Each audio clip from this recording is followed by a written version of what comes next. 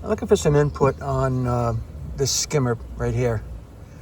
It used to open and close just fine until the pool was refinished, and I'm not suggesting in any way it's the refinish that did it, but what happens now is it gets stuck right here. You see, you can see it's stuck, and it kind of drains out, and I have to push it down. I'm wondering what I can remedy this with, if it's taking this out and replacing it, or get a file and maybe shave down the side that sticks. It's only sticking on the right side. You can see the tolerance right here is very tight.